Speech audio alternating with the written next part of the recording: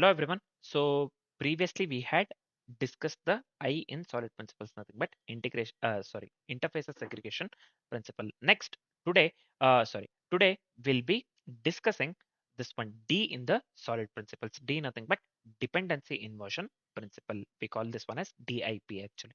Yep. So let's see what the definition part says here.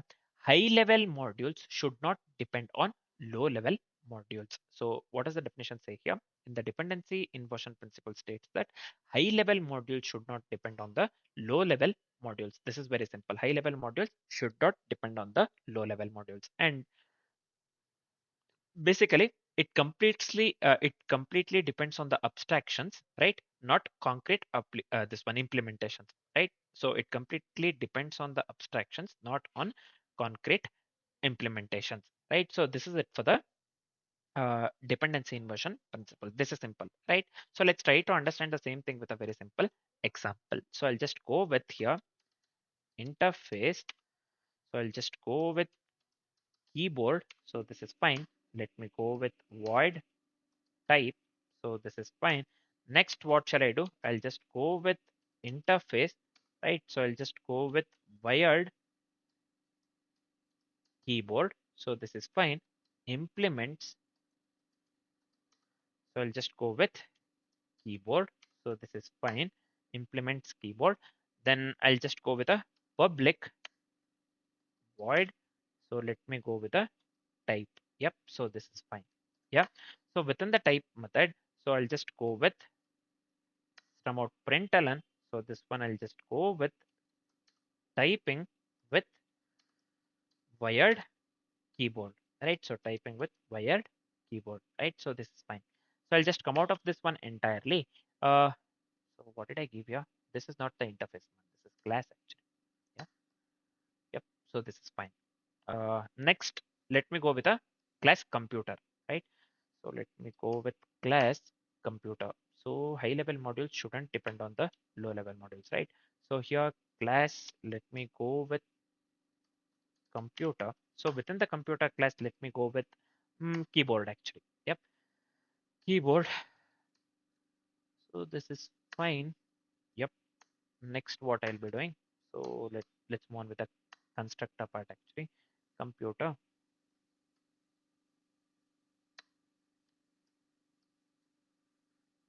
This is fine. Let's assign the keyboard actually.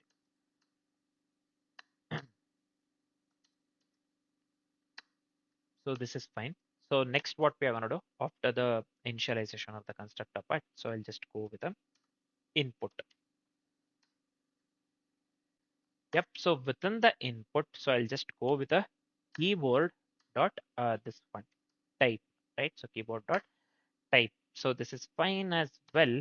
I'll just come out of this one entirely. Next, let me go with a this one example usage. So this is it for the coding part, right? So we are not involving any this one high level modules that is depending on the low level modules, right?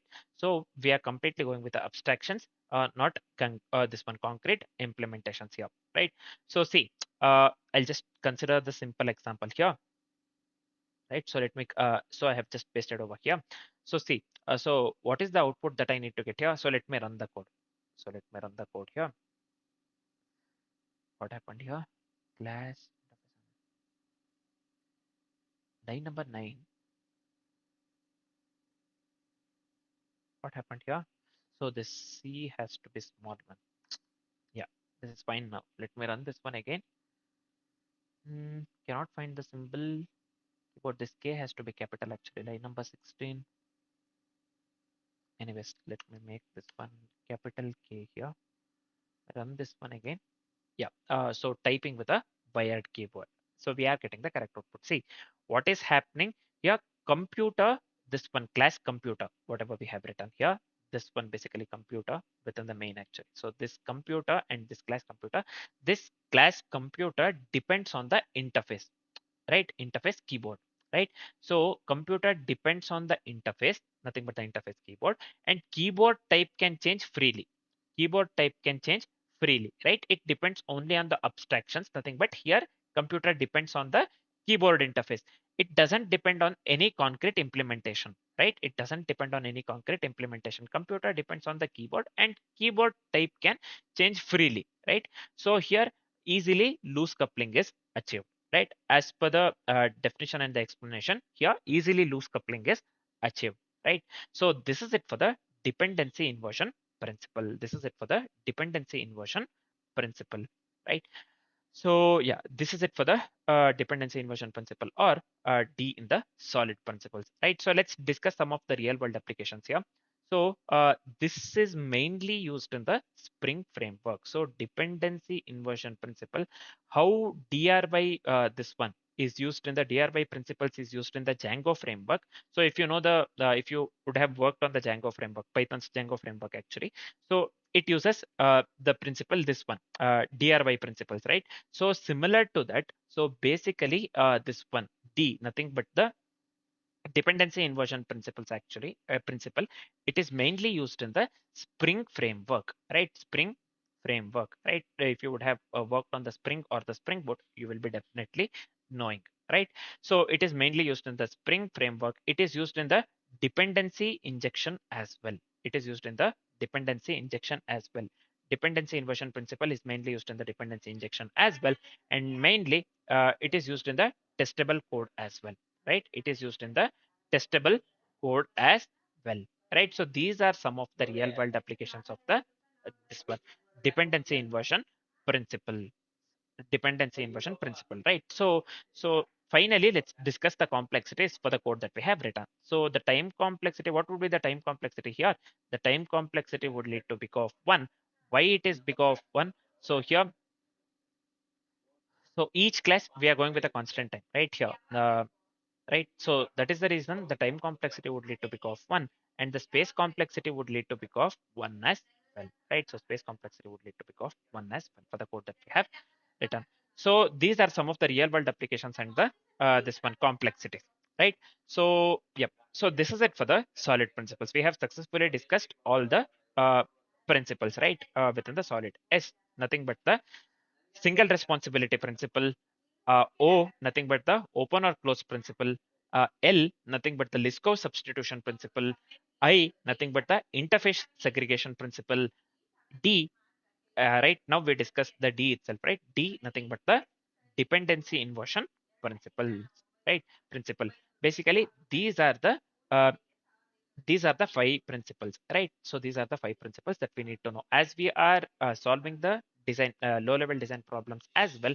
So this is very important to know the solid principle. It's very important to know the solid principles, right? So usually we should know, we should be knowing the solid principles. If you are going with a this one Python, it's better to know the this one, what do we call, along with the solid principles, it's better to know the DRY as well as the YAGNI and KISS. We have already discussed that one. It is not needed because Django's framework uses this one, DRY principles. Don't repeat yourself, right? Don't repeat yourself. That principle is used by the this one Django, right? It's one of the famous principles, and it is used in the Django strictly. So it's better to know if you would have worked on the Python. So we have discussed this one DRY principles, DRY principles actually. Along with it, we have discussed KISS and this one, what do we call, YAGNI, right? So when we are going with a Java Spring or Spring Boot framework, if you have mainly worked on the Java, it's better to go with the, you have to know uh, this one, solid principles. Solid principles is enough actually. Solid principles are enough actually. Yep. So this is fine. Next, what we will be doing, we will be discussing all the this one 4 pillars of the OOPS actually. So please do know, please do have the knowledge on classes as well as the objects. So we will be discussing the 4 pillars, nothing but encapsulation, then encapsulation, abstraction, inheritance, and the polymorphism. These 4 things. Yep. So then we can just move on with a different design patterns, right? Day after tomorrow. So tomorrow we'll be discussing on the 4 pillars of the this one. Oops, actually, right? Yep. So this is it for the solid principles actually. Let's finish this off with the D, nothing but the dependency inversion principles. Tomorrow we'll be discussing the OOPS concepts. For now, this is it. Thanks for watching, guys.